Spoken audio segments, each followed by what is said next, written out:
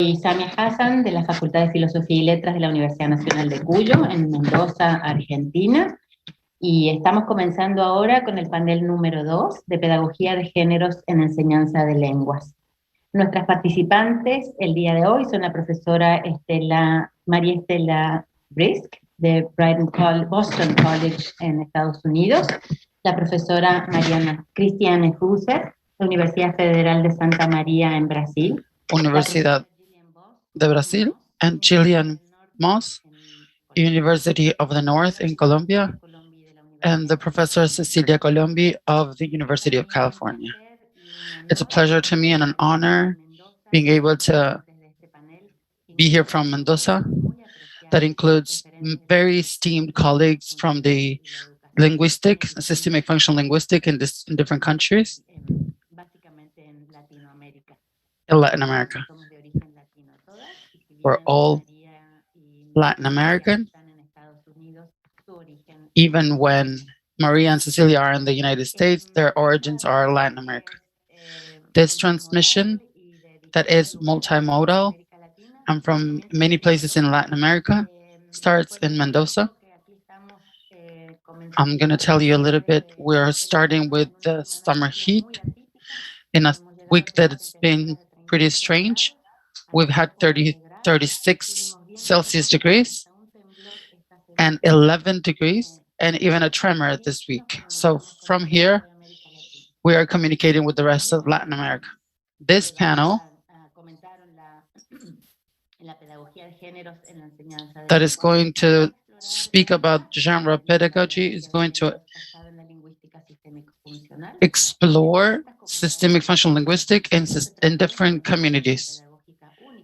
It's not a unique pedagogy, but the context.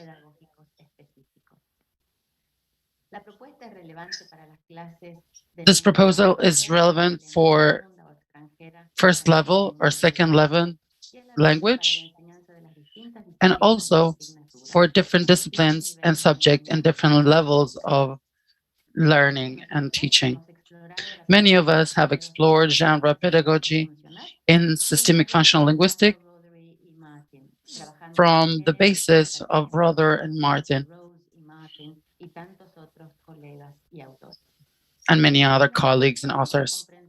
The analysis and comprehension of several genres in the school opens up production of many genres in real places.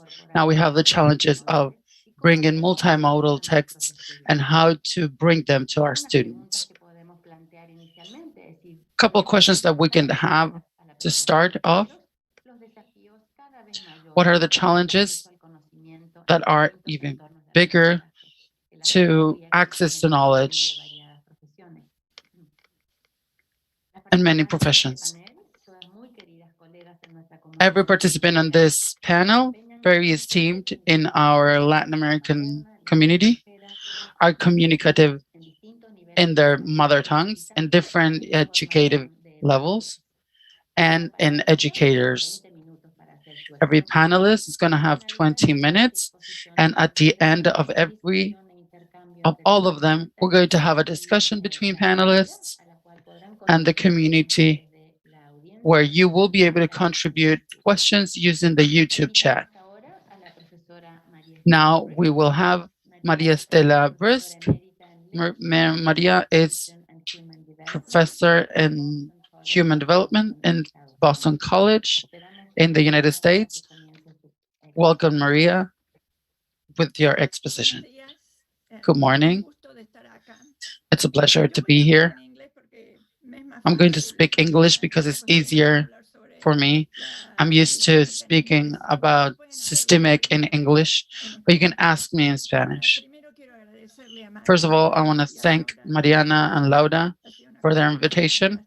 It's been a fantastic conference, and I want to thank you very much, and to all my colleagues in this panel that have been such a great job. I've done such a great job. I'm going to share my screen now to start my presentation.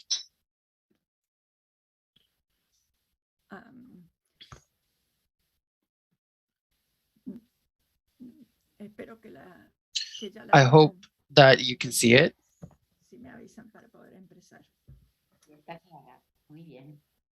Yes, we can see it. The presentation that I'm going to do is a project that I did with Gendines that you can see in the picture. She's a teacher, she's a professor. She's a middle school teacher that teaches children who have just come to the United States, or they've been in the United States for a little more than a year. She works in a school where almost half of the kids are of Spanish background. A great number are African Americans and also Haitian and Cape Verdean.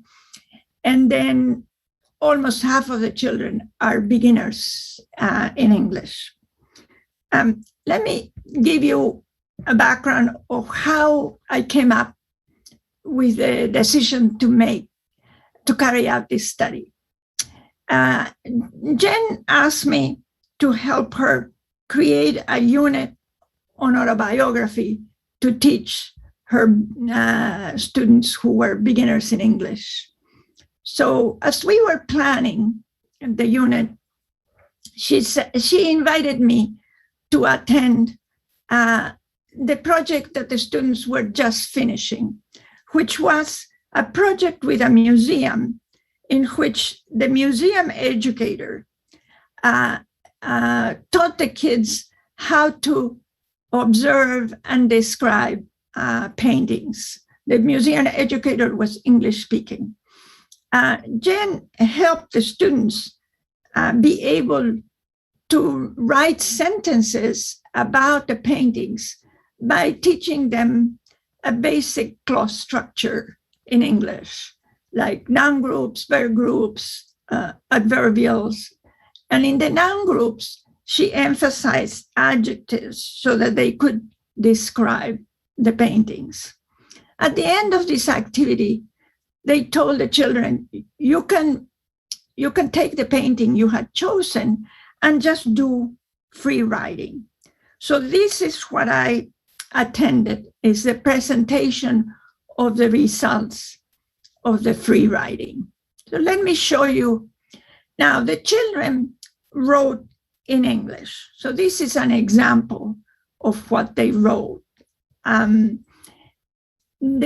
Most of the writing tended to be a few sentences, like what Martin calls a text that is a collection of sentences.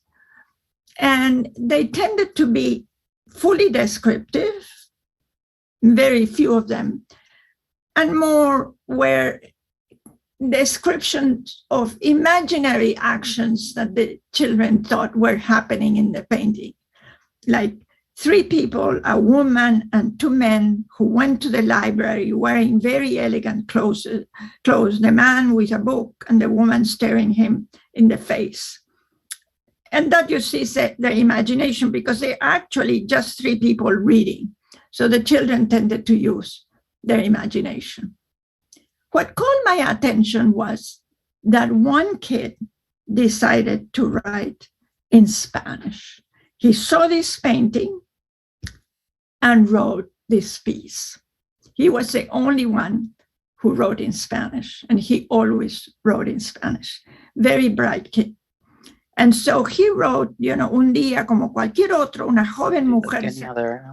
A young woman got sick with headache and vomit. And he went on to write really a fictional narrative with dialogue, narration, with a problem and a crisis and a resolution, with some idea or some attempt to develop the characters by his use of language and his use of dialect.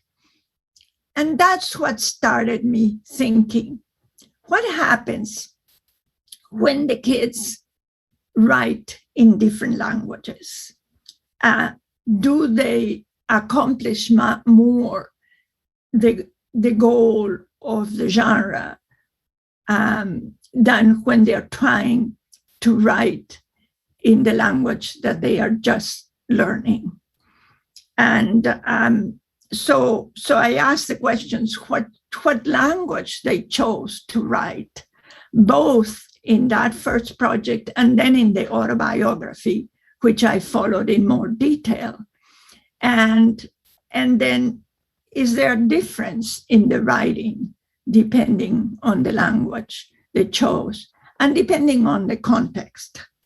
So I chose 4 students to study. 2 of them, Alex and Altagracia, and these are pseudonyms, were level 1, and 2 of them, which means that they had been in the States for a few months, and the level 2 had been in the States for a year already. And so I looked at their choice of language, and then I analyzed their text using an SFL analysis form that I have in my book and I use frequently in my studies. So let's look what actually happened. So these are the 2 level 1 students, and these are the 2 level 2 students. By the way, the class was in the middle of COVID, so half of the kids were in the room with Jen, and half of them, or a number of them, were at home. So in this case, I marked the ones that were online and they were the ones who were at home. Jen had to wear a mask because they were the kids, but she had a transparent mask so that they could see her mouth when speaking English, because that's difficult. And the other thing is that Jen spoke in both languages. She's a native speaker of English, but no Spanish. So she spoke in both languages when addressing the kids. The person from the museum spoke only in English. So it's not surprising that in the context of the museum, the students tended to use English in their writing, except for Alex, who always used Spanish. In the context of writing the autobiography, the 2 first-year students wrote completely in Spanish, even if Jen was modeling in English. And then the 2 second-year students did translanguaging. They used, in the orientation, both tended to use English. And then in the events, it varied. Carmen used translanguaging even in the events, and Brian wrote in Spanish in the events. Carmen wrote in Spanish the conclusion, and Brian translanguaged the conclusion. And I'll show you a couple of examples in a minute. So the other thing is, I wanted to show the kind of writing that occurred in that first context, especially since the kids were attempting to write in English. And remember, they were not giving any direction. They were told that they could free write. And most of the writing tended to be story-like, but they were more like descriptions of actions. The man and the woman went to see the moonlight while their mother tended and fixed the house. So it's descriptions of actions and trying to make it into a story. Brian was interesting because he had more of a narrative structure, but what he described the characters were doing were really not in the painting. So he said the child was crying, but actually the child was playing. The other thing is that he actually name the stages of a narrative. And sometimes he wrote the stages of narratives, but most of the time he named. So he said they went through a crisis. It was solved, but he didn't write a story that showed the crisis they went. He didn't write a story that showed how it was solved. He just told the reader that was happening. So this was a really difficult to interpret why he had done what he had done, because the description of what the characters were doing was not what the painting was showing. It was completely out of his imagination. Now let me show you quickly what Jen did for teaching the autobiographies. She used the genre pedagogy, and we had planned this together. So she went through the deconstruction of text, chose a text, I'm a Promise, that had very simple language in English, as you can see, just one sentence per page, sort of, or a couple of sentences that were very simple, and had a very clearly an important feature of autobiography that usually makes it very difficult for children to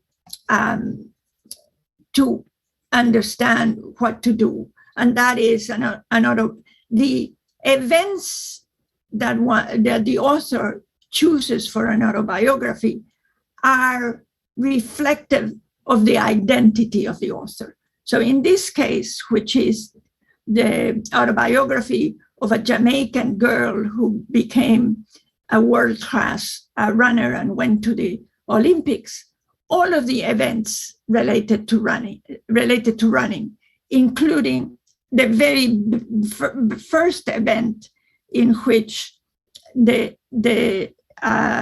she wrote, I dreamed of winning great races, when she was a little girl.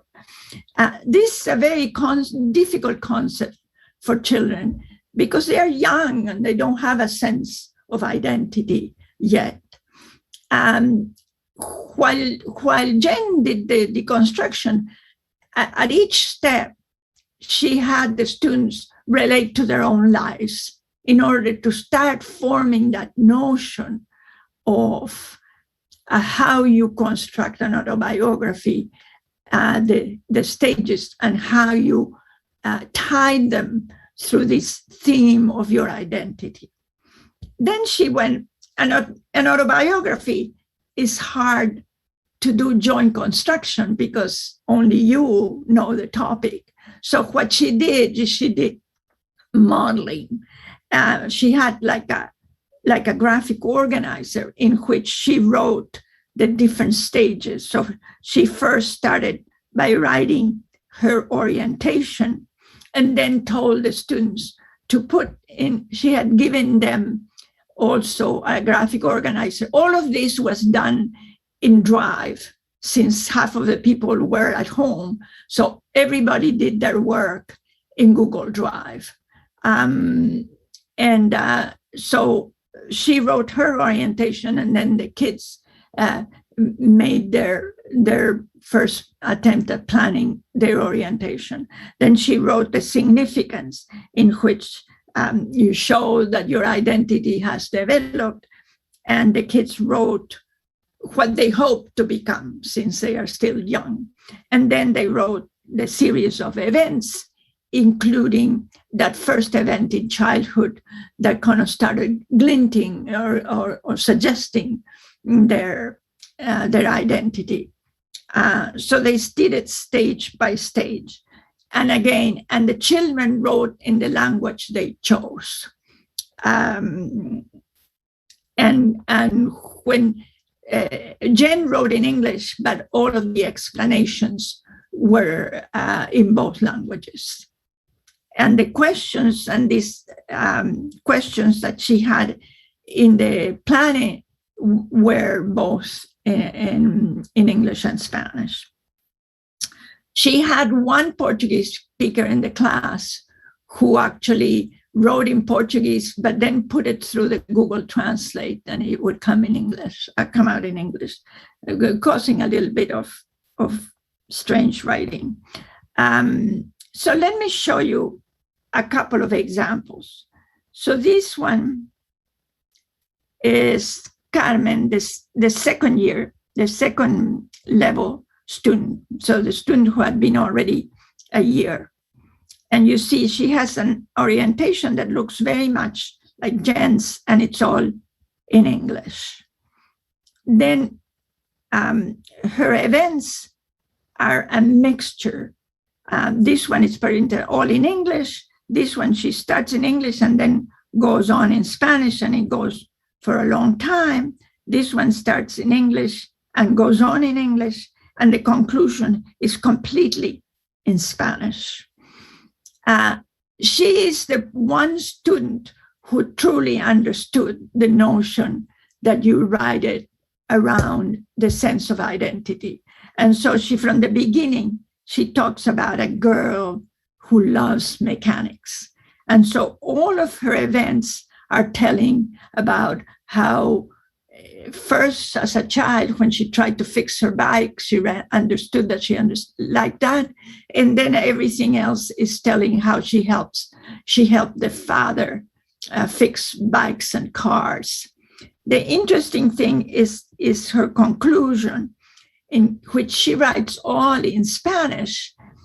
And it's really expressing her feelings, her thinking is much more at that level than the descriptions in the early part of the event, which are more description of facts and things that happened. And probably that's one of the reasons why she chose Spanish. I have to do an appraisal study of her, of the writing of these kids, but I haven't gotten to that because I didn't think I was going to have enough time to present. Now, this is Altagracia, which is a level 1 student, and she wrote completely in Spanish. So the interesting thing is she wrote the orientation, she wrote in Spanish, but it's almost identical to Jen's. Then she wrote about when she was a child and was taken care, went to the doctor. She really appreciated how the doctor had helped her. So she decided she was going to be a pediatrician, pediatra. So she starts by setting her identity through this early experience. And then she talks about being a very good student, which is necessary if she wants to be a doctor, and concludes that she's doing so well in the US that is leading her to be able to be a pediatrician. The interesting thing is that in addition, she had these 2 events. This one was a page long, very long. She wrote the longest of all of the autobiographies. And both of them had absolutely nothing to do with being a pediatrician. They were just stories, as she said, inolvidables. And this one was really funny, and entertaining. And so the teacher asked, this has nothing to do with being a pediatrician. And she said, well, but they're so much fun, I'm not going to take them out. So she... Dos minutos. Her agency there. So let me give my own conclusions. And I showed you that data because maybe all of you end up with a different conclusion. So in terms of the choice of language, there were a number of factors that affected. Some students had an individual preference. I think the context, having a teacher who only speaks English, kind of made the kids write in English. And then the other is English proficiency. In the autobiography project, the two students who were more proficient in English, because they had been in the country a little longer, chose to incorporate some English into their writing. In terms of the genre of what comes out of writing in the genre, it was a combination to me of instruction and language. The student, Alex, who wrote only in Spanish, had the best one of the free writing, the one that looked more like a text in a particular genre, even if it wasn't very developed. But the student's ability to write an autobiography came from the SFL genre pedagogy, and the writing, their texts were organized in the expected stages of that genre. So for my conclusion is that for emergent bilinguals, the ideal context to be able to produce text and learn is when they receive SFL genre pedagogy instruction in the context that encourages bilingualism, so that they are free to use both languages and feel as competent individuals that they can write in the genre that they are being asked to write and taught. So they have their full use of their linguistic resources and not just limited to the language they're just learning. Thank you very much, and I hope my English was clear enough for everybody to understand. Yes, definitely. Thank you. Muchísimas gracias, María. Sí, muy claro tu inglés, obviamente. Thank you very much, Maria. It was very clear, indeed. Very interesting, your presentation. Thank you very much for bringing this experience to us. Now we bring Professor Cristiane Fuzer. She's an associated teacher in the literature department and the postgraduate literature in the Brazilian University. You have 20 minutes. Bom dia, muitas gracias.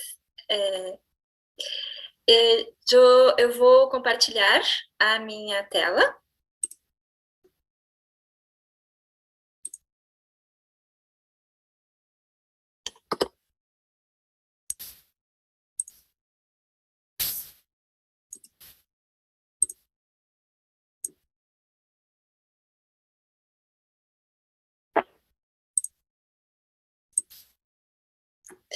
Bom, eu gostaria de começar agradecendo o convite para fazer parte deste painel, que muito me honra estar aqui com colegas sistemicistas.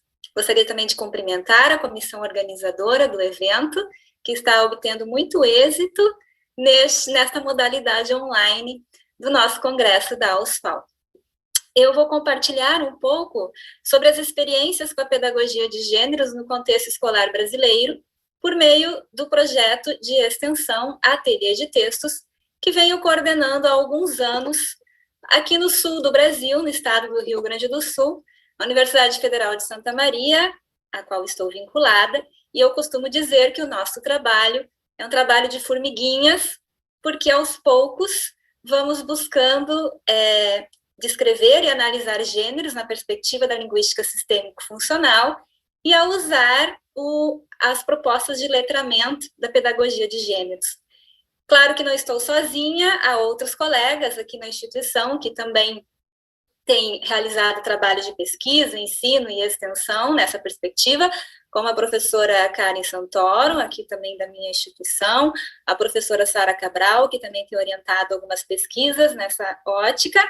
Na Universidade Federal do Rio Grande do Sul, a minha colega Lúcia Rotava e o seu grupo de pesquisa também tem realizado trabalhos muito interessantes na perspectiva.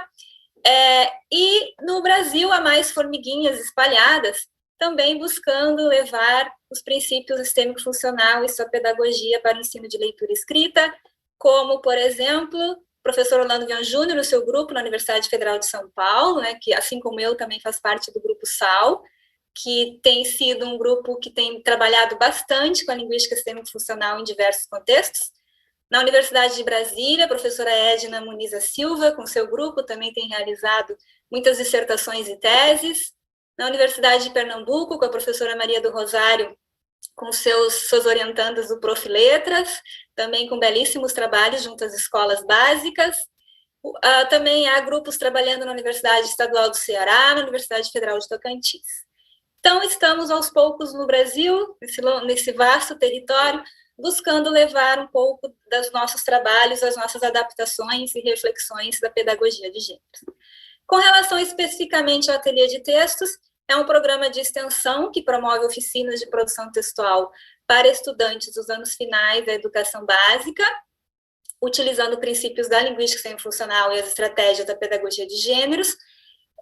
Está em atividade há 10 anos, e ao longo deste tempo temos dinamizado ações em 28 escolas públicas, em 9 municípios aqui no sul do Brasil. É claro que nada se faz sozinho, penso eu, quando usamos a perspectiva da pedagogia de gêneros. É preciso uma equipe de trabalho motivada, eficiente, persistente, resiliente, e eu sou muito feliz por ter essa equipe, várias equipes que me acompanham a cada edição deste projeto. De maneira geral, cada equipe é composta por professores em formação inicial e continuada, que são estudantes de graduação e pós-graduação, que vêm realizar suas dissertações de mestrado e teses de doutorado, e também suas pesquisas de iniciação científica. Alguns professores formadores, meus colegas da instituição, que também têm colaborado bastante em algumas edições, professores que estão em serviço na educação básica, nas escolas públicas, parceiras que aceitam realizar este projeto conosco. Também participam de atividades pontuais, especialmente em relação à edição, diagramação dos produtos finais do nosso trabalho, os estudantes de graduação de comunicação social e também de artes visuais, que nos auxiliam. Tudo isso com o objetivo em comum, que é contribuir para o letramento dos estudantes dos anos finais do ensino fundamental, que correspondem ao que aqui no Brasil chamamos de 6º, 7º, 8º e 9º ano. Para organizar esse percurso, nós tomamos como base os currículos em espiral, né, desenhado por Coffin. Aqui tivemos acesso a partir da obra de Martin Rose, 2008. E neste percurso, no ateliê de textos, temos focalizado os gêneros da família das histórias, todos eles, a narrativa, episódio, exemplo e observação. Também alguns gêneros da família das histórias, como os relatos biográficos. E agora também estamos iniciando o trabalho de descrição e análise para, então, fazer dinamização com relatórios. Para organizar esse trabalho, nós buscamos adaptar o ciclo da sequência integrada, né, para o ensino de letramento, tendo o modelo de linguagem da sistêmico-funcional e também usando algumas contribuições à socio-retórica, especialmente do grupo de Charles Beiserman, no que se refere à socialização dos produtos finais. Então, partimos da noção da leitura em direção à escrita, com foco também na socialização dessa escrita produzida pelos alunos. Iniciamos com questões envolvendo o nível de contexto, resumo do campo. Antes, porém, de iniciarmos a leitura detalhada, realizamos o que chamamos de escrita diagnóstica, em que os alunos produzem uma primeira tentativa de texto em atendimento a uma proposta de produção em relação a um campo e a um gênero previamente negociado. Depois, então, partimos para as questões de atividade de leitura detalhada, reescrita de padrões, a escrita e a reescrita conjunta, em que a professora e os alunos são coautores de um texto do mesmo campo e do mesmo gênero, E para dar apoio a essa produção, são utilizadas rodas de leitura e feedback coletivo, que também são utilizadas no momento da escrita e reescrita individual, em que associamos bilhetes orientadores, que é um feedback que a professora fornece por escrito, com elogios a que o texto tem de adequado em relação aos critérios de avaliação, que são previamente combinados, que envolvem as características do gênero, e também orientações para os ajustes necessários. Depois de várias versões, até que o texto atenda aos critérios estabelecidos, faça a revisão final, a edição. Também, a partir do texto escrito pronto, os alunos também recebem orientações, e aí temos a ajuda dos colegas das artes visuais, para ilustrar o campo dos seus textos. E também recebe orientações para contação, para ler oralmente esses textos e terem podcasts. Bom, a partir desse percurso, ou ao longo desse percurso, nós produzimos materiais didáticos a partir dos resultados das pesquisas que o nosso grupo tem realizado e também de resultados de pesquisa de outros grupos, colegas no Brasil e em outros trabalhos que temos acesso. Então, iniciamos selecionando e analisando textos que abordam o campo a ser trabalhado com os alunos, a análise dos recursos linguísticos mais relevantes para o reconhecimento das etapas e fases do gênero, tendo em vista os sistemas discursivos e os sistemas lexicogramaticais, elaboração de questões para a condução das atividades de leitura detalhada e uma proposta escrita que são reunidas em cadernos didáticos.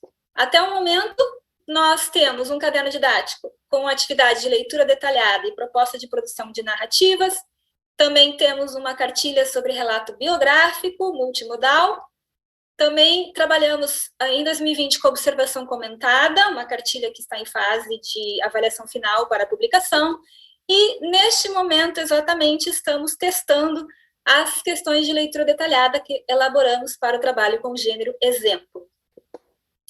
Em todas as questões, nós consideramos, na perspectiva semi-funcional, a ideia do campo como contexto para o texto como contexto para cada oração, a oração para o contexto de cada palavra, e isso, por sua vez, para os padrões de grafia.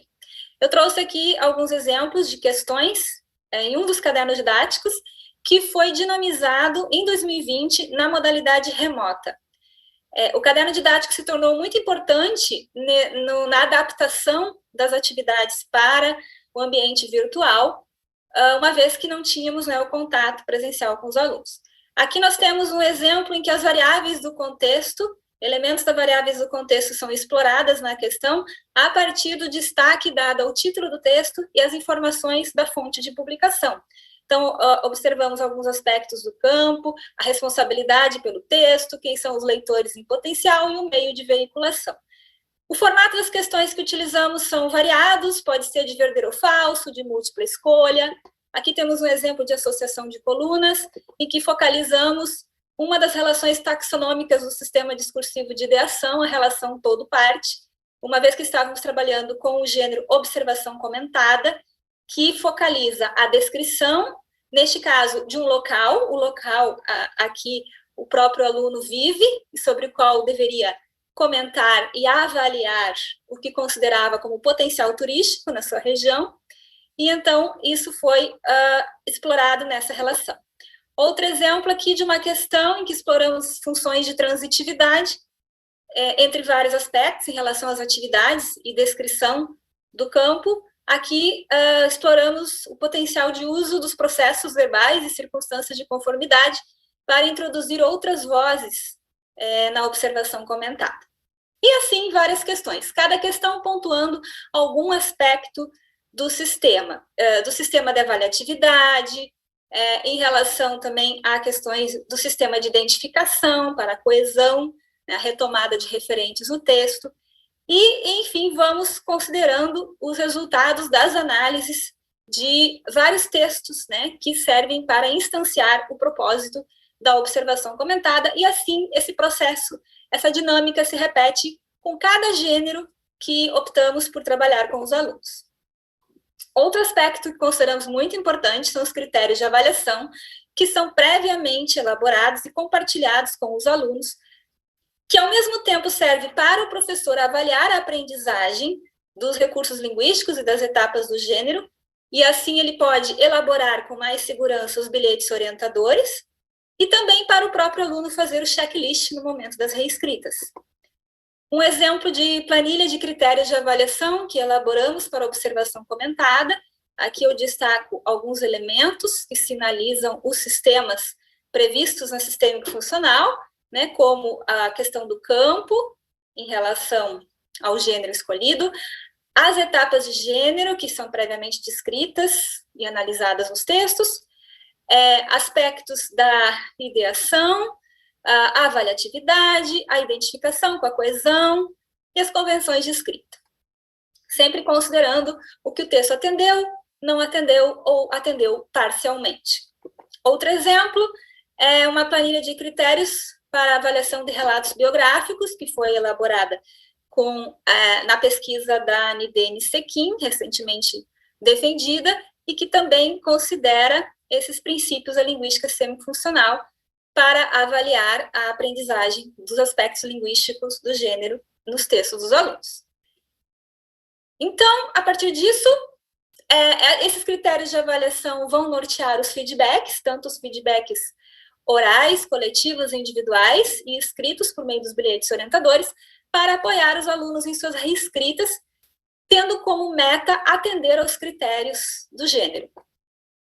Para o bilhete orientador, nós utilizamos 4 etapas fundamentais para ajudar os professores em formação, os professores que ministram essas oficinas, a organizar as informações no bilhete a ser entregue para cada aluno.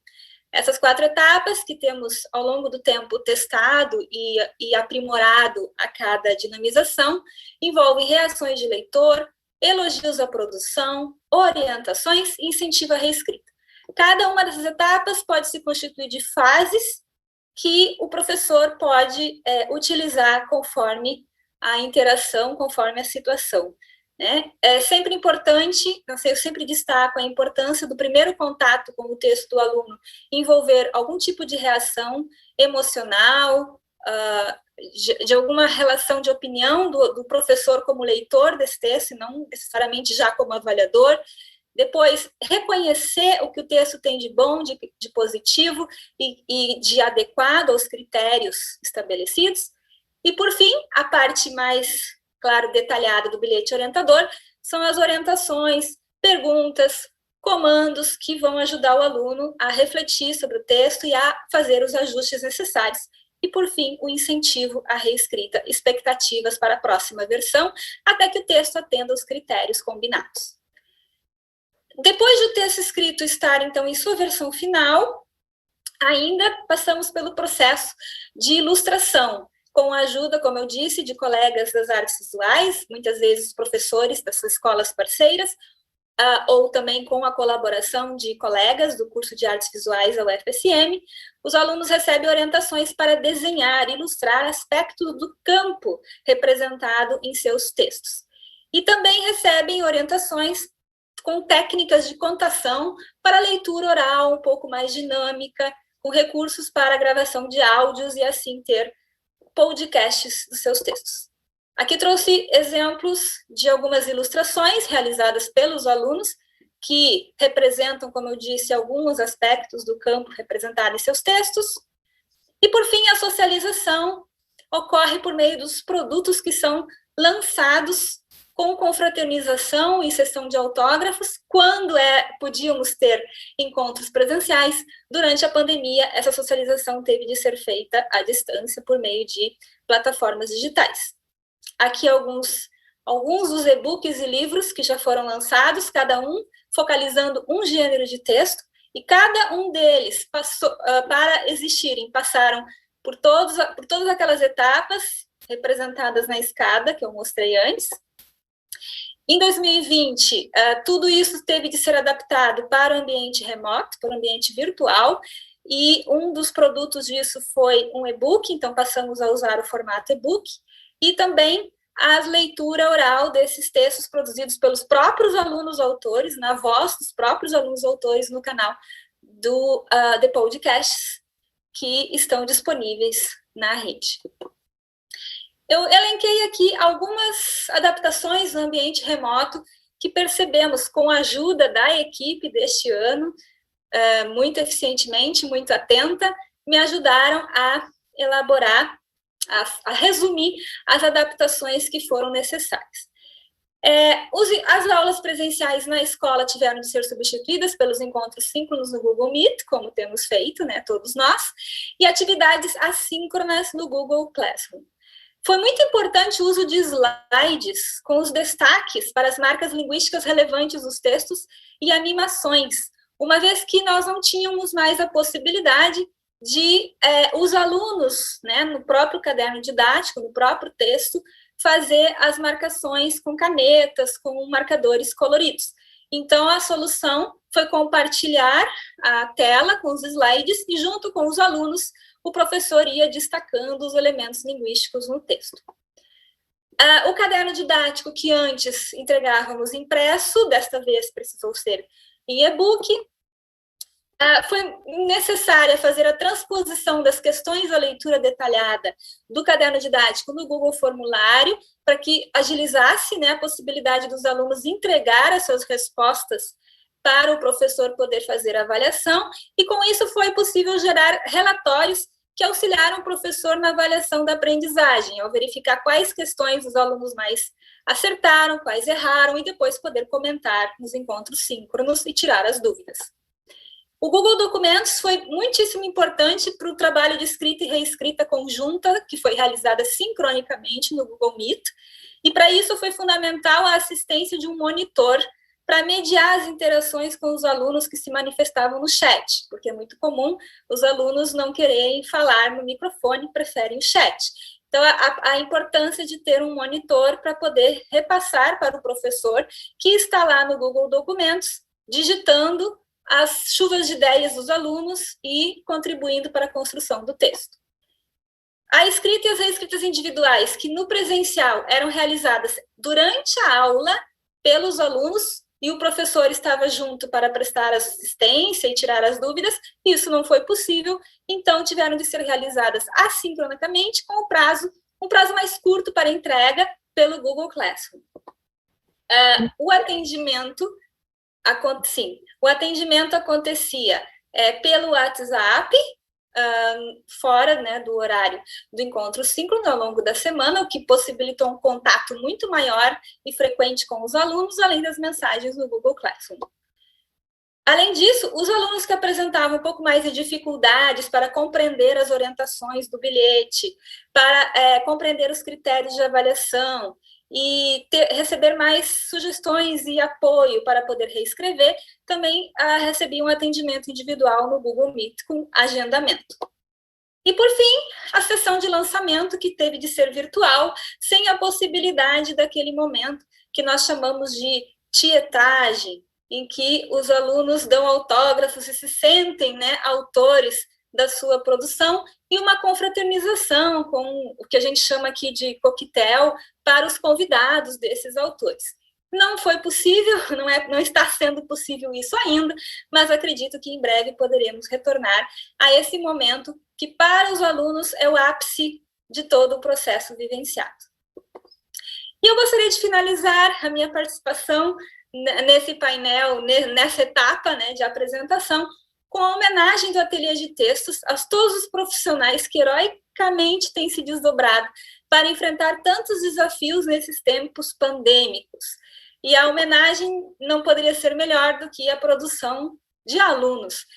Este foi o primeiro e-book resultante da primeira tentativa de adaptação das estratégias da pedagogia de gêneros dentro da nossa proposta do ateliê de textos, realizada no primeiro semestre de 2020, logo no início da pandemia, em que os alunos produziram narrativas em que, segundo eles, quem seriam os heróis que poderiam, com superpoderes, combater o coronavírus.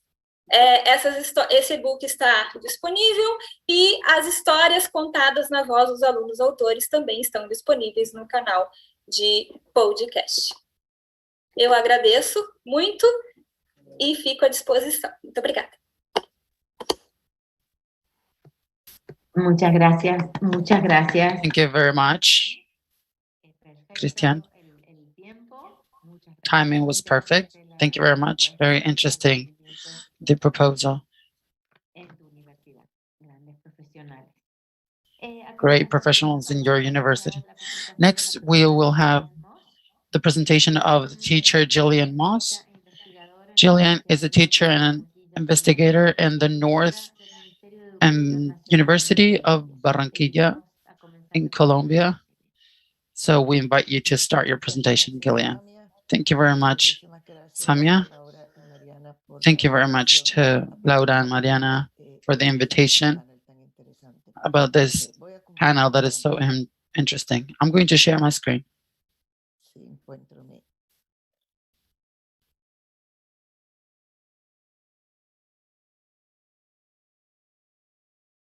¿Se ve bien? No todavía, Gillian. Do you see it? No, not yet. No. ¿Qué hice yo?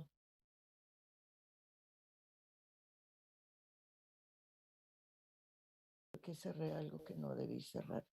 Voy a intentar de nuevo, qué pena. No I think I cerré. closed something. ¿Qué debo hacer aquí? Sorry for that. Compartir.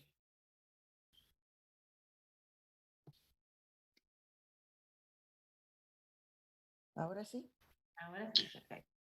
Do you see it now? Y ya Yes, tengo we la see it. presentación. Listo.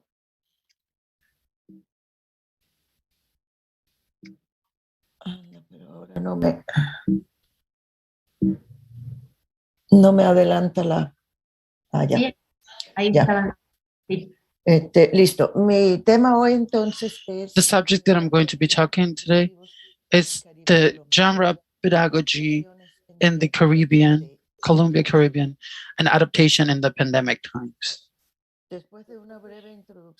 After a short introduction, I'm going to talk about 3 cases. The first case is the adaptation to virtuality of a reading and writing course at a university level. Case number 2 is adaptation to virtuality to an investigation to pedagogy applied through the curriculum. And the case number 3 is the non-adaptation to virtuality in secondary level. And we're going to finish with a conclusion. As an introduction, in a meeting that we just had with a group of teachers of South Africa, one of the colleagues commented, reading to learn is a very face-to-face pedagogy. And I think it was very good expressed.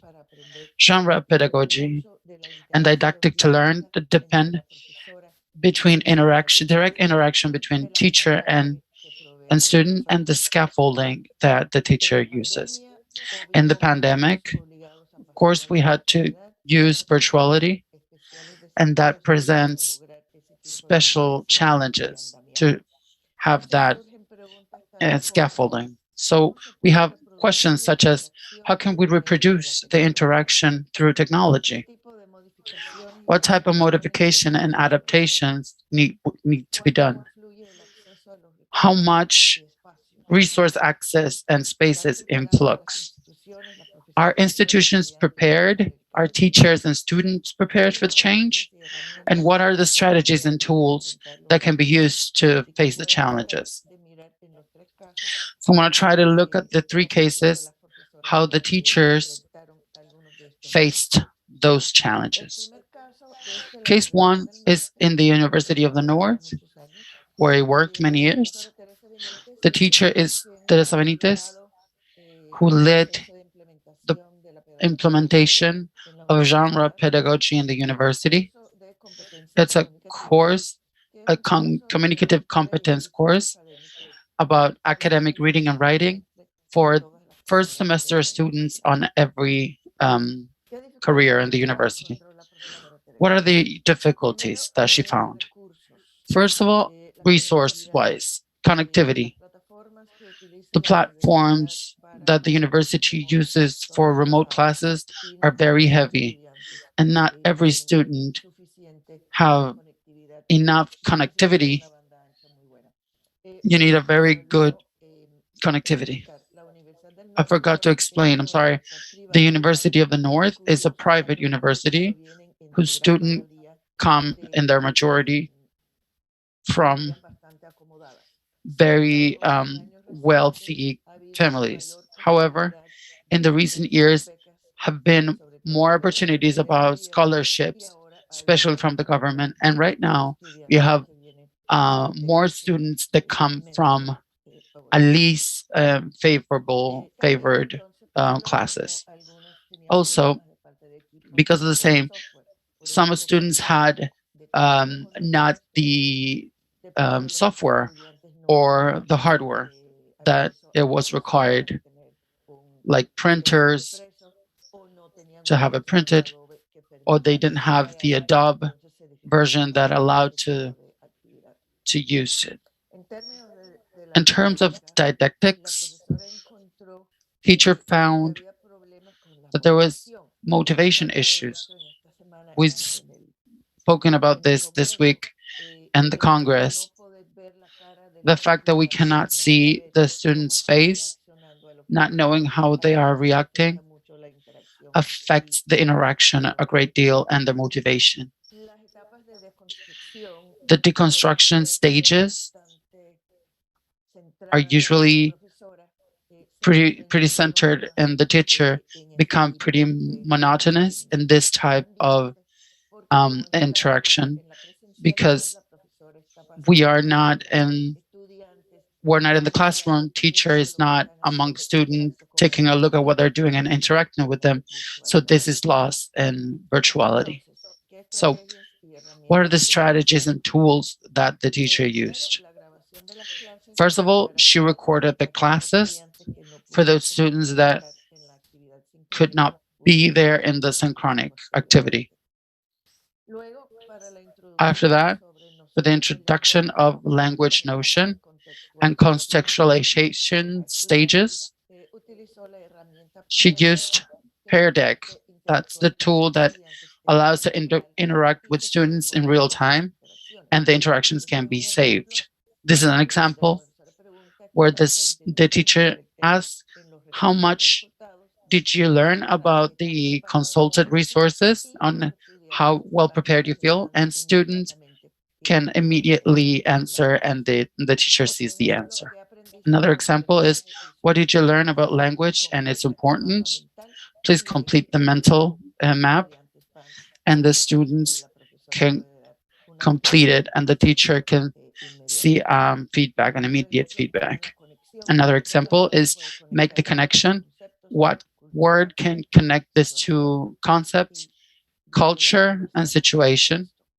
And the answer is context. However, this tool does not allow to work directly with text. So the teacher used another tool that is called the Nearpod, that allows to work with the text in real time, sentence by sentence. The actions of each student are registered, and you can have an immediate feedback. I'm sorry about the poor quality of the images, but here you can see how it's marked on the text, which are the different stages of the genre. And here, more on a detailed level, the theme analysis. And for the reconstruction stage, she used Google Drive and shared documents. Like Maria said in her presentation, you work in class, students interact among themselves, and the teacher provides scaffolding. First of all, she presents a bibliographic indexation chart, a graph of information, and then they write the text. Again, the image is not very clear, but you can see on top that you have several students working, and here is the graph that they're using to actually produce the text.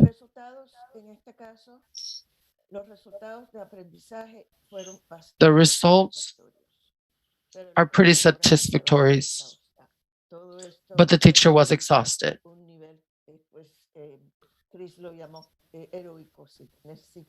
This needs a heroic level of dedication and time and effort to achieve this results. We're going to go to case number 2, University of Córdoba, also in Colombia. This is a public university, and their students are in their majority in their classes 1 and 2, so they are from very poor families. It's about an investigation project brought by the group Imaginario and Comunicaciones. The names of the investigators are there, and our principal investigator is Jose David Erazo, and I had the great honor of act as an external aid for the process. This came up as a worry from the university about the critic reading results that were pretty poor in Colombia. When you finish your university, every student has to present a status university, and whatever is the career, they need to do a reading test. The project was designed in 2 stages. First one is teacher and pedagogy implementation on behalf of the teacher. Of course, it was designed to take both stages on face-to-face. After that, the pandemic came up, so we had to adapt it. The teachers worked with teachers with 3 programs with the least grades on the 3 programs. So in here you can see the programs, and in each case there were 3 experimental groups and a control group, always in the same subjects. What are the difficulties of this case? The teachers' motivations was the first one in the teaching, in the teacher formation. In the virtuality, you don't have the bond that you have in the face-to-face one. And on the other hand, the remote class demands take a lot of times for teachers. So they had a little time for investigation meeting. And secondly, the resource, the lack of resource for students. Most of the students didn't have a computer or data in their cell phone that allowed them to attend to remote classes. They could only communicate with the teachers through WhatsApp. So it was needed to do an asynchronous work, which is very complicated to work detailed reading. Another difficulty was the lack of institutional preparation for the remote education. Not students or teachers were prepared for this. Most of the students didn't even use institutional email. So what were the results? So there was some achievement with the teachers. We could have a realization about teaching reading, in the sense of realizing that reading teaching is not only a responsibility from teachers of language, but every discipline. And in that sense, the text approach was different as well. Not only about the content of the text, but also the structure, the genre structure, and the linguistic aspects of the texts. The implementation of genre pedagogy was partial. In the original design for face-to-face classes, the idea was that every teacher could achieve 2 cycles of teaching and learning, but in most cases, they did only 1 cycle, and it was incomplete. And they didn't use the the principles of the systemic functional linguistic, but they did use it, but not as they expected to use. About students, the results were minimal. We did see a slight tendency to improve the levels of reading, but it wasn't statistically meaningful, and it wasn't enough to motivate teachers to continue with this pedagogy. The case number 3, it's about a college of the Barranquilla city. It's a public school, and one of the least advantageous neighborhoods of Barranquilla that has also very poor results year after year in the state test from their graduates that finish bachelor. It's about a project from the group Language and Education of the University of the North. There you have the list of investigators, and the principal investigators were Norma Babreta and Diana Chamorro. Here you can see a picture of a social science class that I was observing. As you can see, the school is pretty rough. It doesn't have much elements, and students are pretty stuck together. What they do have for class is a series of maps. This project was also designed in 2 stages. The first one, the goal of the first one was, the main goal was to analyze the reading, teaching practices, writing and citizenship education in Spanish, foreign language, social science, natural science, in a low performance institution, with the aim of using genre pedagogy. In 2019 and 2019, this objective was met and the report was delivered. The second stage had the following goal: evaluate the accompaniment of a program based on genre pedagogy to develop reading competency through a curriculum in media education. We did the first workshop with teachers and decided to continue the recommended plan. That was not doing the entire formation in one workshop, but one workshop about one part of the methodology, then another implementation process with scaffolding, and then another workshop, and so on. So we divided the formation process throughout 1 year. In February 2020, we started the implementation of the scaffolding, natural science, English, Spanish. They started the implementation of a pedagogy with scaffolding. Then in March, pandemic hits and face-to-face classes were suspended. In this case, nor the institution or the students had the resources to have virtual classes.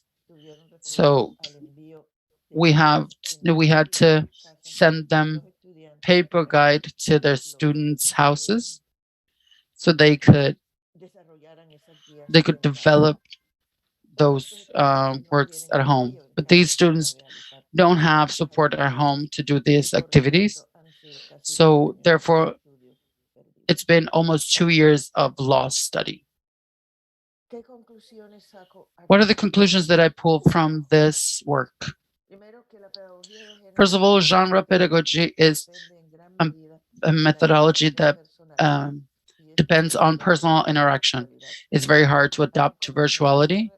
Even with the best tools, it's pretty hard to achieve the same results that you can get in presentiality. Secondly, the pandemic has opened the breach between poor and rich, not only internationally, but nationally and locally in different social sectors. We've seen in the 3 experiences that I just showed you, where there were abundance of resources, some resources relatively good were achieved. Where there weren't resources, minimal resources were achieved. And then where there was no resources, nothing was found, nothing was achieved. So we find, and we have a profound issue. We have a pedagogy that we know that it works. Therefore, we want to continuing implementing it even in the pandemic. However, this pedagogy was designed to democratize the access to semiotic resources, but when we try to use it in remote education, it looks like we're doing quite the opposite. What should we do? I don't have the answer. That is an open question. There are the references. Thank you very much for your attention. Thank you very much, Gillian. Very interesting. The variety of fields and results. Thank you very much. Next, we will present to our last panelist this morning. This is the teacher, Cecilia Colombi, from the Department of Spanish and Portuguese and the University of California. She's from Latin America, but she works in the United States. You're next, Cecilia. Good morning to everyone. Thank you very much to Mariana and Laura and all of you that are interpreting and the organization of this Congress that is so difficult in pandemic times that you've done. I congratulate you, and I feel very honored of participating with you in this Congress and this especially in this panel. I'm going to share my screen, and I've prepared something in writing because there are 15 or 20 minutes and I don't want to surpass my time. Let's see if you can help me. Am I sharing? Are you seeing? Nope. Yes. Yep, now we can see it. Perfect. Now, so I'm going to read my vision. It's more of a panoramic vision, and it's a little different of what you guys are presenting as case study. Systemic functional linguistic, as Maria knows, I'm in another fields. I'm in the heritage tongues. United States, in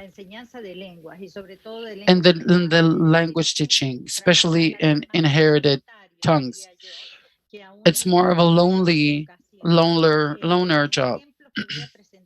The examples that I'm going to present are basically of courses and works that we do in our program.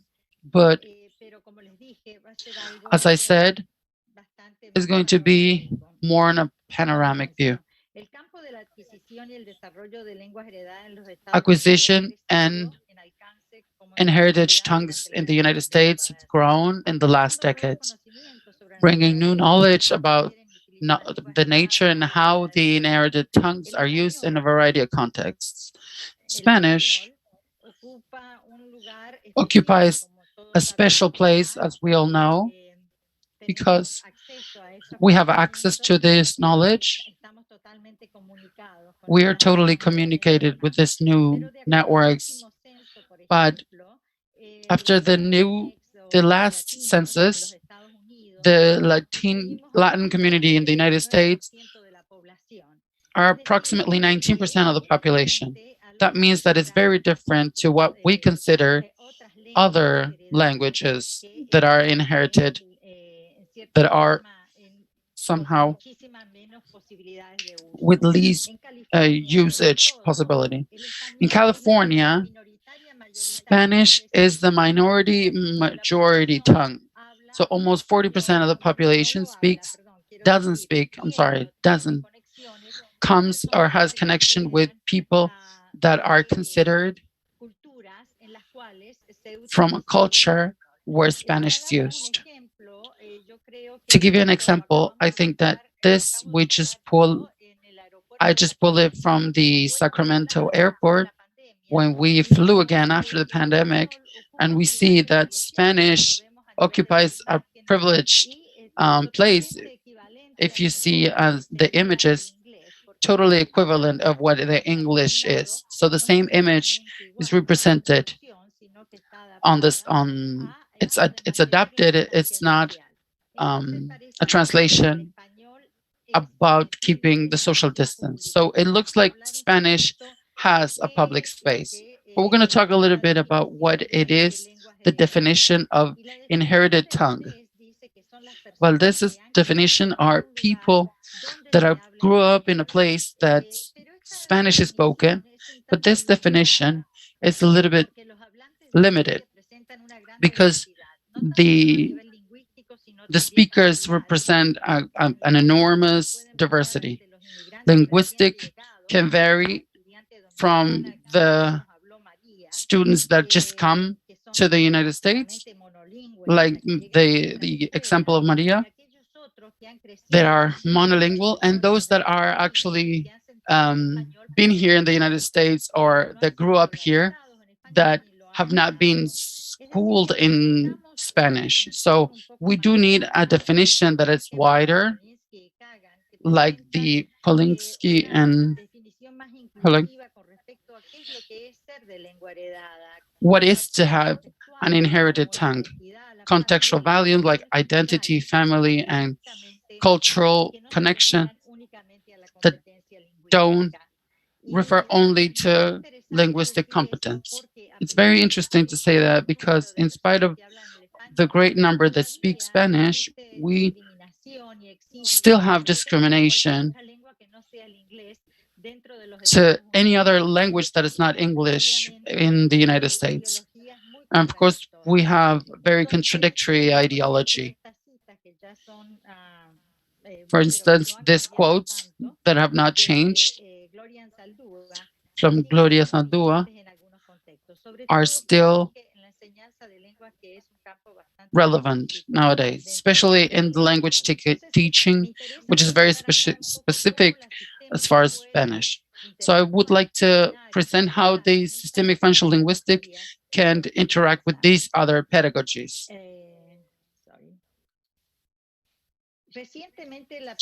Recently, pedagogy in the United States, and especially in the Spanish teaching field as an inherited tongue, has shown attention. Frameworks that promote the participation of students in multimodal and hybrid communication as a way of expanding the repertoire of the students to promote participation of students in different literacy practices. I think that the clearest example is the one that Maria showed. Thank you very much, because you've shown a great example to show what our students bring to the class. Within these frameworks, systemic functional linguistic, like language theory, is focused to the result and oriented to education, has moved forward our comprehension about literacy in education fields. Literacy as an activity starts as a starting point to ask the previous questions, having the social context in account. This comes from Michael Holiday from 1998. This article was published, but he had already mentioned in previous works. It works as the starting point to understand language, not as a static thing. Sharing Freire's vision as a bank option. This we have to take into account to learn what we expect from students, considering their own needs and their own identities to get different results. For instance, we can ask ourselves, how can our study plan achieve literacy for many students in Spanish instead of focusing on the monolingual students? I'm not going to repeat this, but language is signifying resource, and our experience and our social construction is built through this language. From this perspective, language is a semiotic resource of meaning that is always attached with social life, and social context is molded by people that use language. In systemic functional linguistics, this relationship is contextualized as register or variation of language through situation. Each context is materialized by choices in three levels: experimental, interpersonal, and textual, that always operate together. I believe that at the beginning in our courses, we have used the representational meaning, especially I'm talking about inherited tongues. And maybe right now, the focus and other social cultural theories that are handled for teaching and language, it's seeing the interpersonal more important. How can we be apprentice? How can we participate genuinely as active participant in different communities? Okay. Hassan reminds us that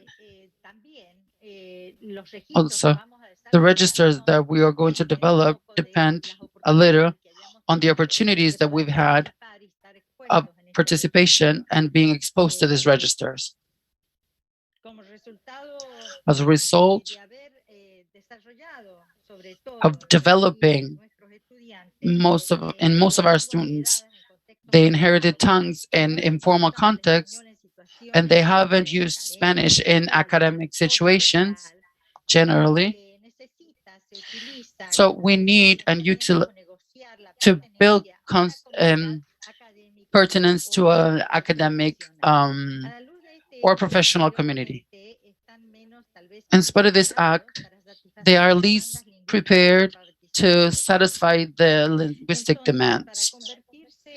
And then in order to become legitimate participant, they need to expand their control of oral and written academic register, but just as importantly, need to negotiate, as equally important, or maybe more important, they need to negotiate, construct, and index new identities as members of the academic community. A new model of learning by alphabetation should go through the explicit set of rules as static, one that is centered in the students in their own knowledge, capable of adding and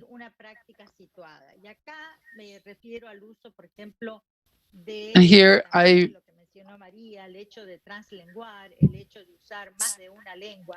the fact that we can use more than one tongue to communicate, like Maria said, and feeling comfortable with the language. This transformative model, students become apprentice in as they build their own identities in those communities.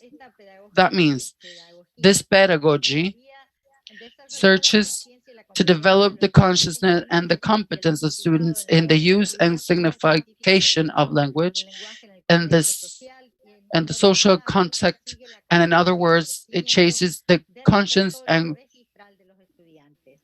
the repertoire of the students.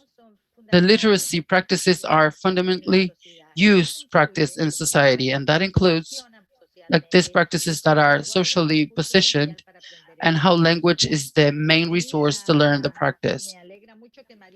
I'm really glad about Maria's presentation because we can see as an example the fact that how the person that is in charge of the class can deal which is going to be the tongue that is going to be used or not, and how students feel about these other tongues that are minority.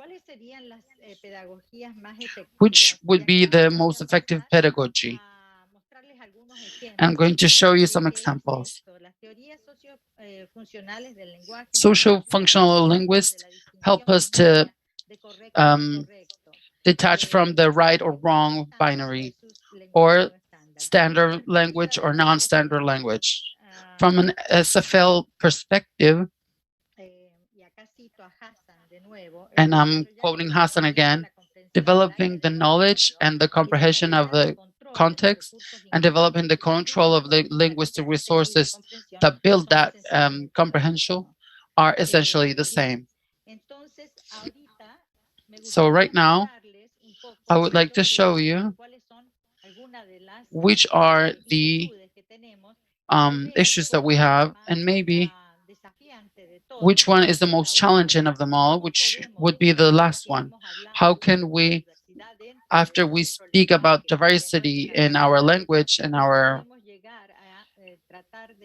how can we achieve seeing the critical conscience of language within the inherited tongues and this relationship between power and linguistics.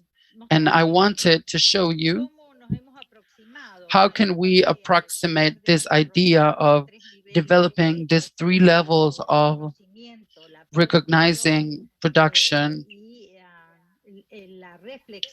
and reflection that I understand that as learning language and learning through language and learning about language from Holiday, and show you some pedagogical practices, at least at a glance, of some of the examples of how we start to learn our language in our courses. And of course, we always start from the personal.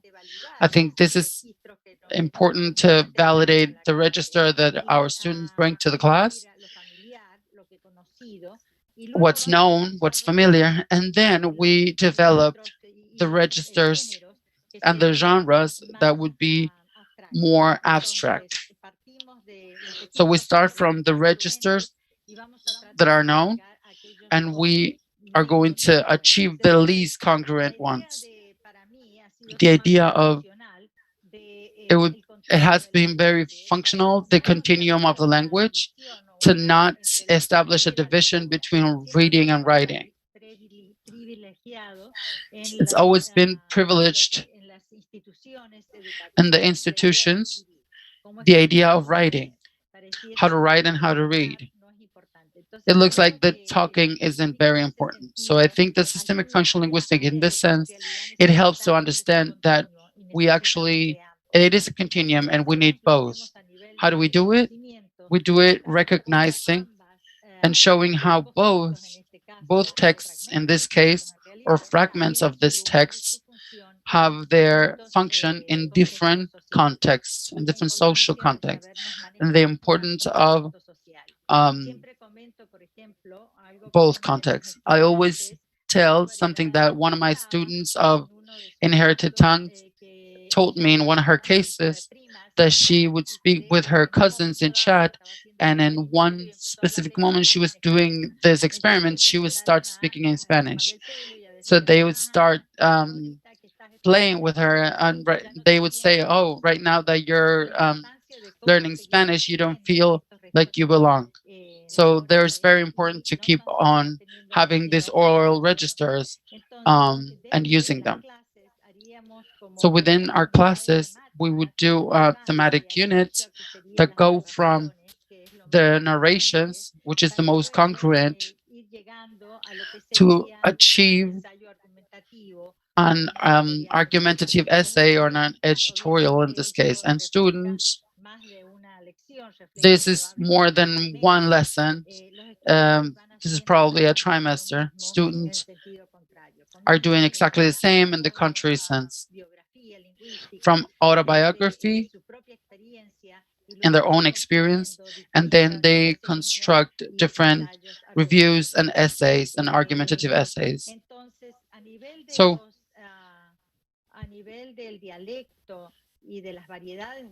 speaking of dialects and varieties of language, Spanish teaching, it's still pretty conservative, where we ask which one is the dialect that we should teach. So we should stray away from this vision between standard dialect or popular dialect of Mexico, Spain, etc., in order to understand that actually we have the ideas of registers and dialects are hand in hand. And that's how we take away the binary of monolingual and bilingual standard versus colloquial to go beyond and understand how we are going to do it. What I would like to show you is this part where I'm experimenting, especially in the last 7 or 8 years, which is how to develop the critical conscience of language to see connection between language and power.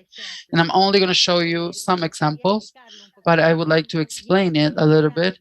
And this is how to get from speaking Spanish and working in Spanish through using Spanish in community service. I mean, the courses that or one of the courses that I'm teaching, we do the service for communities in different places, like a hospital, clinics, especially we do it in colleges, like mentorships, where students work with Spanish, supporting other students on an elementary level or after class, etc. So students do this job throughout the trimester, and their final work has to do with how they use language in this context and how they see that use. That means how teachers correct their students, what's the variety they use, what's the variety that students use in the recesses, etc. First of all, we recognize what's going on. We speak about genre. We compare with what we've seen in our classes. The students are advanced, and probably many of them are going to be Spanish teachers. This is one of the courses that comes with the Spanish department. And then after that, we start to reflect on these topics. And we start to see which one is the use of Spanish and how is it work in this context, and how they see where can they, to the extent of their use. So here we work with the concept of register, mode, tenor, and field.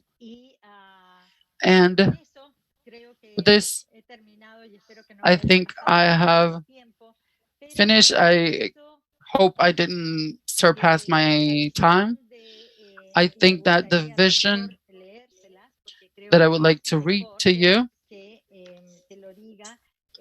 I think it's better.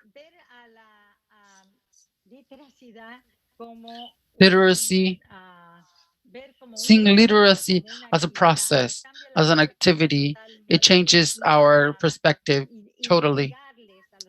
And to delegate to students that agency for which they can participate in those contexts based on their own determination. That's for me the aim that I see, and that's the most important on how can we conceptualize this. In my context, I believe that the fact of carrying this tongue, I'm very lucky coming back to where I live and the use of the inherited tongue because it exists in public concept. Probably in other languages this is not possible, but in Spanish it is. So continuing with this dialect of they feel they are speaking very well, but when they come to our courses they cannot communicate and they end up feeling that they own the language, and that's ultimately what we expect to happen. Thank you very much. If you have any question, and thank you very much again for sharing this. Muy bien administrado el tiempo. Gracias. Que han corrido todas un poquito con sus contenidos. Thank you very much. Every presentation was very good. Now we invite you to send us any comments or any questions. I believe that we already have one from Mariana. Creo que habéis hecho una pregunta antes a Gillian, Mariana. Muy interesante el proyecto. I believe that you asked something to Gillian. Is there anything published about the third case, Gillian?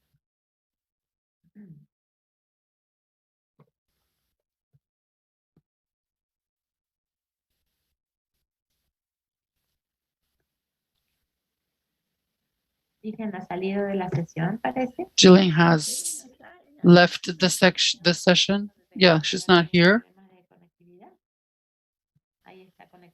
She's probably having some connectivity issues. If I can make a comment, I was thinking we haven't done any study, but I believe that all the contexts that we are in, we believe, especially when I was teaching 70 students via Zoom, we all see that really the pandemic,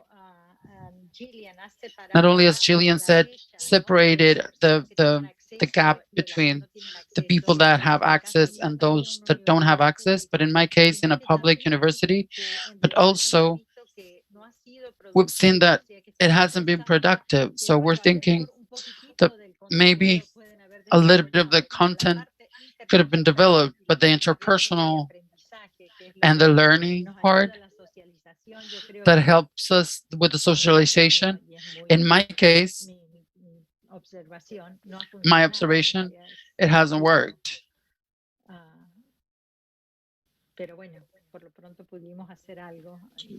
But we've done something at least other than staying home. Ni la energía, me parece, por tener que adaptarnos al modo remoto de hacer investigación de cuánto era lo que los alumnos, cuánto se podía acercar y cuántos realmente podían acercarse a los textos, producir, comprender y producir mejor, salvo que por los resultados finales en cada curso, ¿no? But with the final results in every course, it's step by step, looking at the process of every student that is complex and difficult. I invite all the participants to make comments or questions, or we have the YouTube questions as well. The project I presented also happened online. I went to the online classes and communicated with them online. And I didn't see much trouble because it's been 5 years since I start preparing teachers online.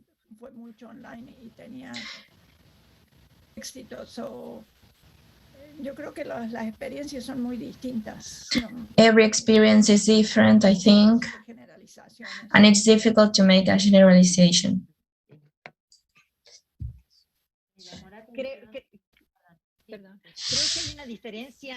I think there's a difference with your case, Maria, that because you teach online and you do it because it's designed to be online. It's not the same as changing the modality from the courses we taught face-to-face to the courses that we have to do online. It's a completely different strategy. And many of the teachers that had took my online courses actually thanked me because when they had to change, they felt in a familiar environment and they felt comfortable working always online with me.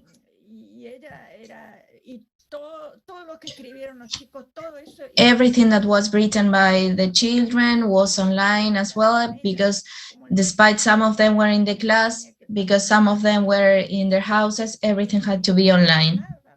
And it worked. They produced things.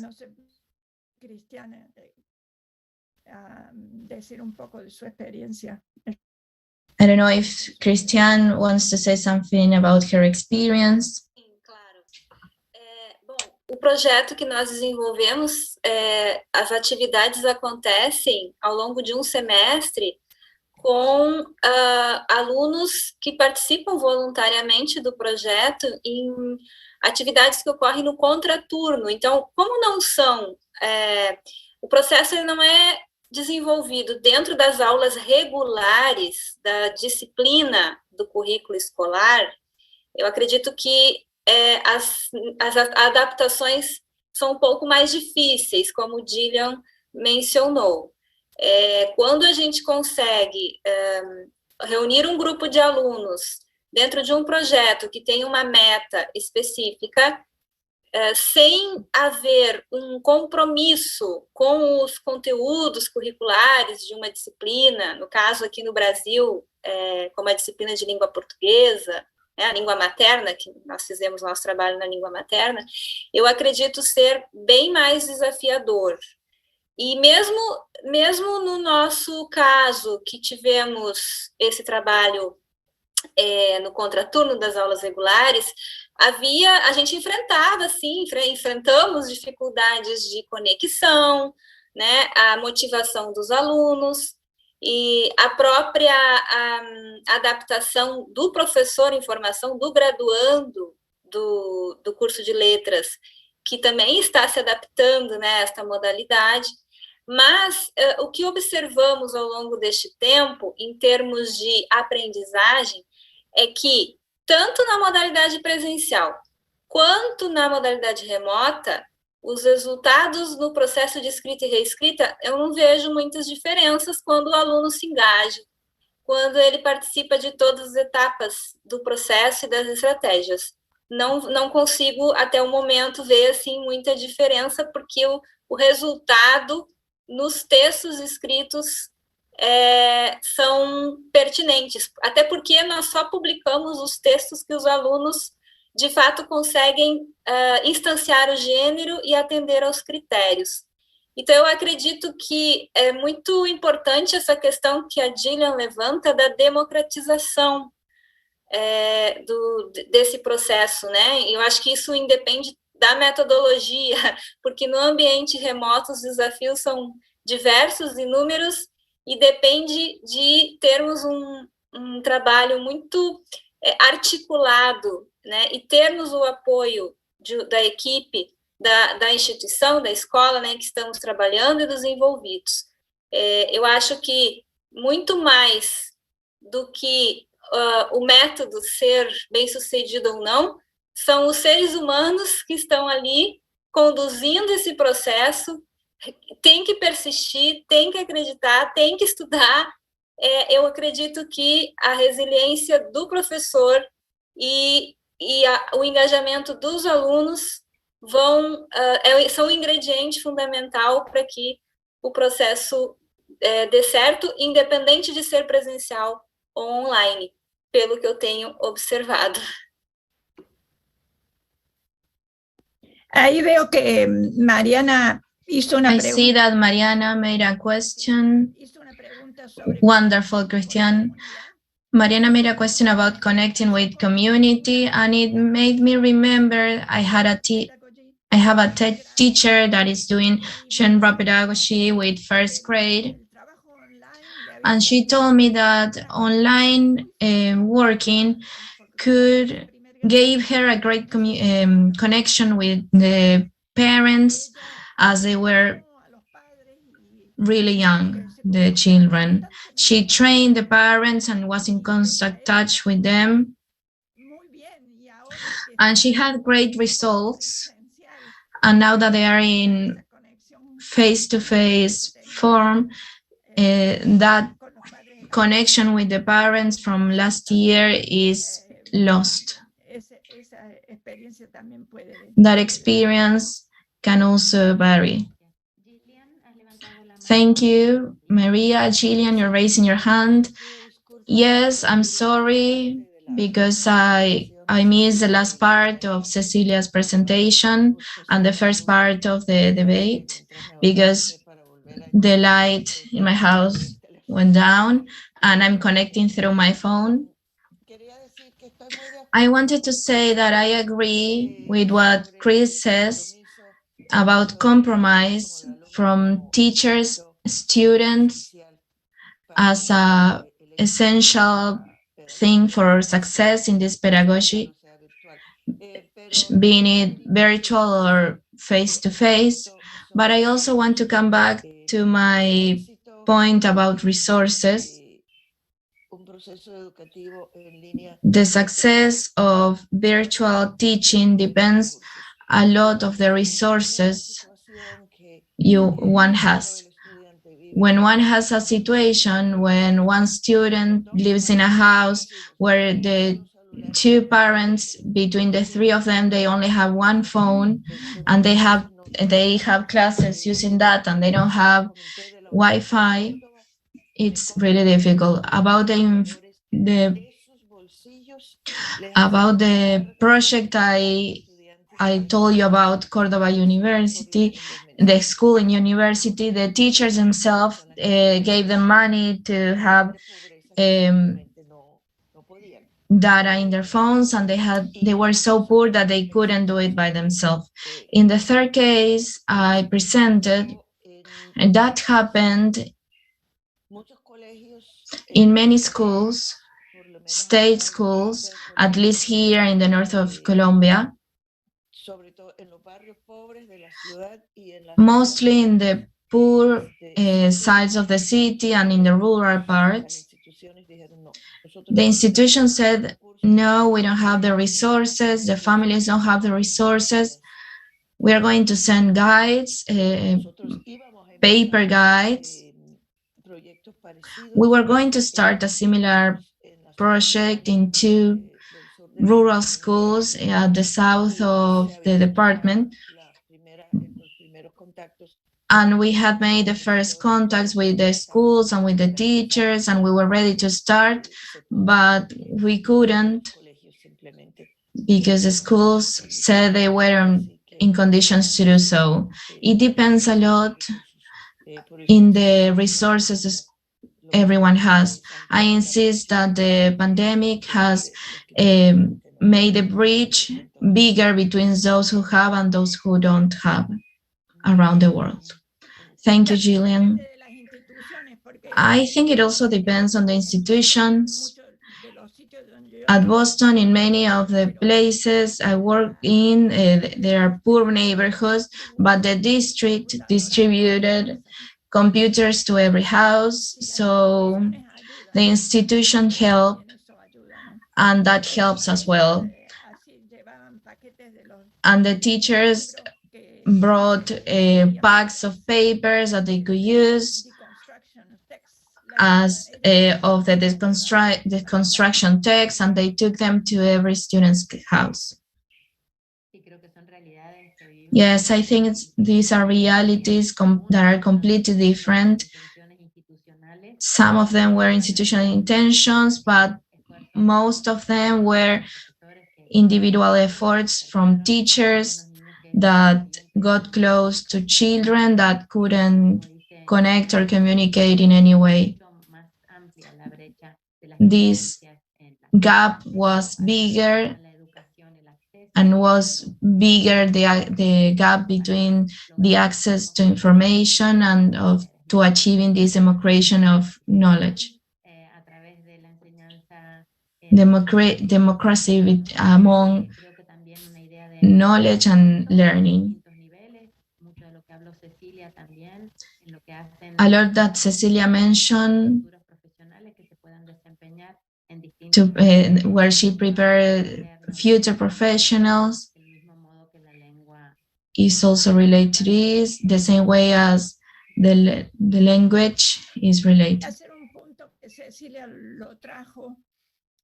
I'm going to mention something Cecilia mentioned, and I didn't see it in the example.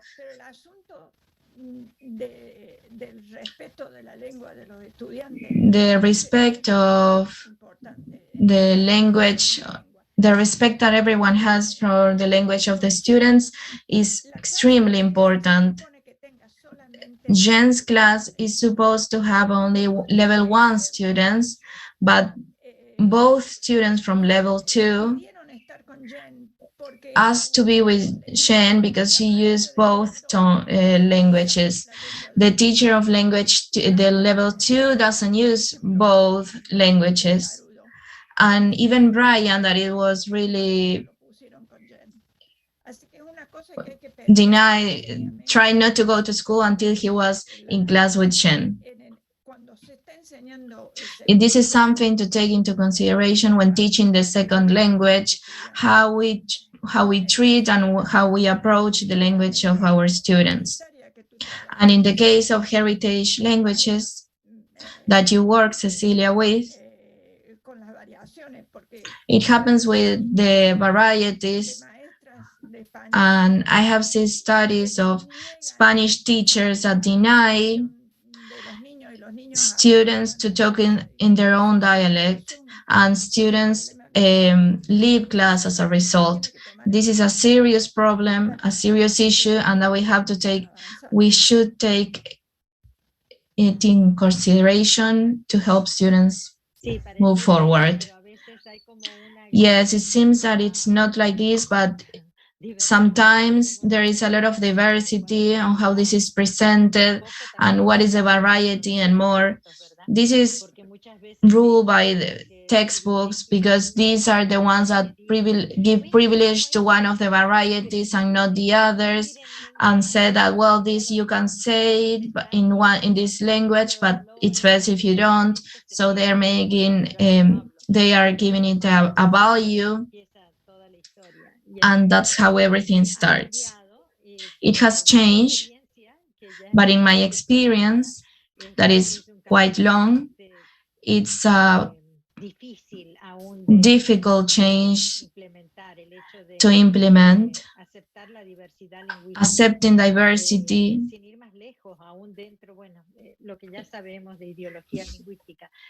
even inside our Spanish.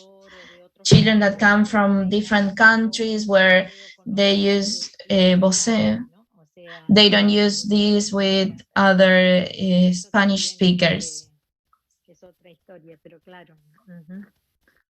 This is another story, but it should come from the teachers, so we can see it.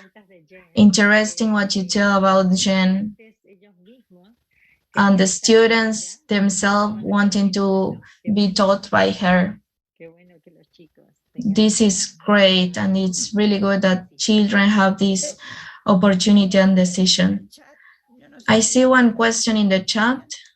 I don't know if this is for Gillian. In YouTube, ask if these projects can be done again, even though they weren't considered successful. What is the meaning of this? I'm not sure. If it refers to case 3 that I presented that was suspended because there was no more interaction between students and teachers, not even virtual.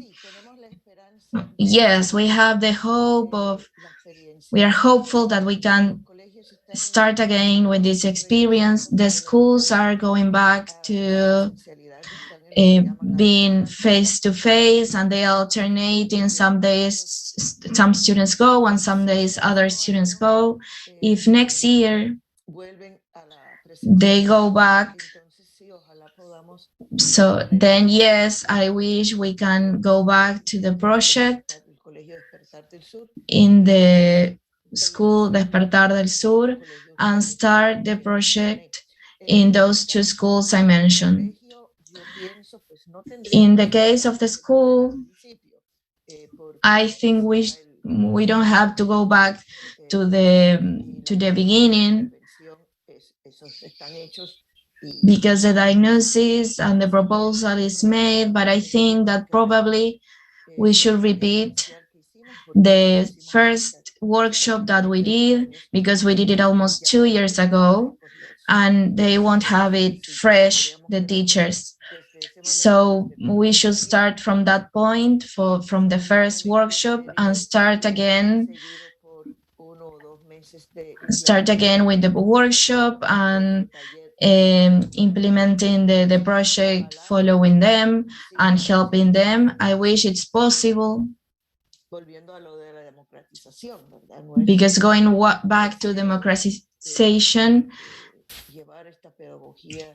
taking this pedagogy to the schools that have not as many advantages, is great to give the children the benefit of it, and not only the students who are lucky to study in places with more resources.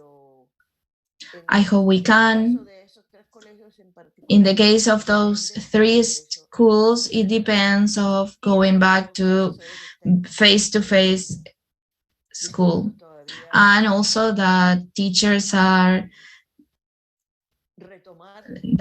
want to go back to the project as well.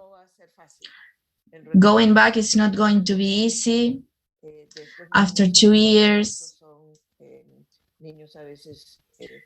with children that are usually with a different background, and they have behavior problems. These may be acute nowadays with these 2 years outside the classrooms, and teachers may feel that first they have to go through an adaptation process before starting with the project of studying in a new way and learning in a new way.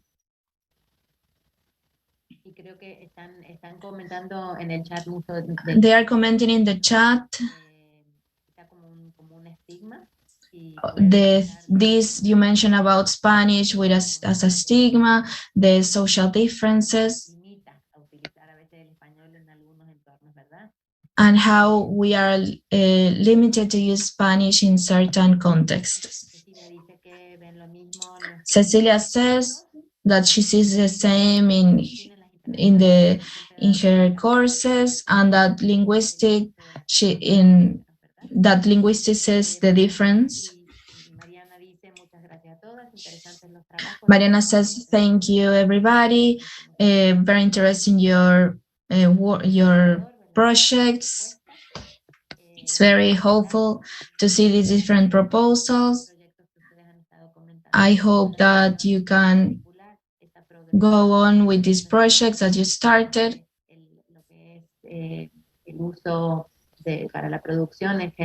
This usage of language for production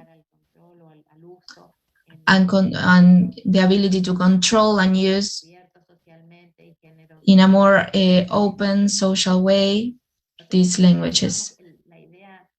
We always have the idea that essays are the ideal academic text, but there are different ways, and we have to open the variety of usage. I don't know if we have more time or we have more questions. I want to say something. Everybody believes or says that narrative genre is the easiest, But in a linguistic way, it's really difficult. The verb tenses, we have to learn them all. There is narration, there is dialogue, and it's difficult, and the voice changes. The narrative genre is rich in speaking linguistically. In all its many aspects that appear in a clause, it's really open and they are constantly changing. I find it is not the easiest to learn from a linguistic perspective. Yes, it's true. We take it from the one that is closer to us. I agree. I believe that a descriptive text can be easier to address than a narrative text. And also the narrative text is also really connected with culture, and every child writes a narrative text according to their culture, and it's difficult for them to adapt. If one of us does a report, it's easier to do because it's more limited in a linguistic and cultural way. I completely agree, but I believe that we start with narration because it's what they know before coming to class.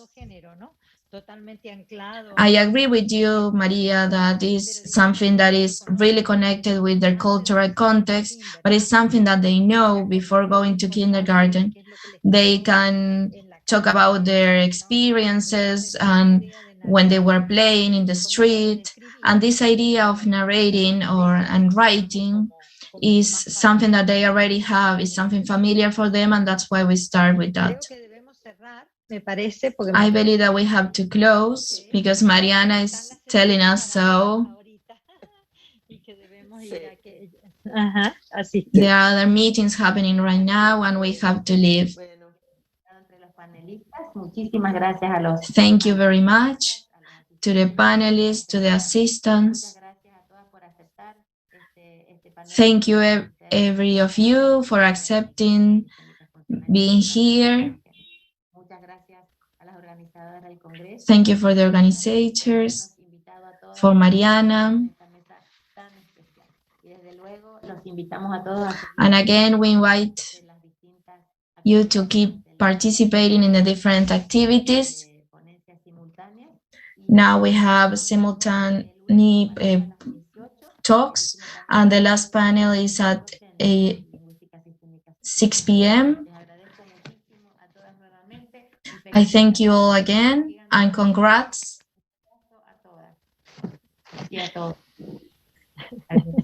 Gracias a todos. Bye bye. Thank you all.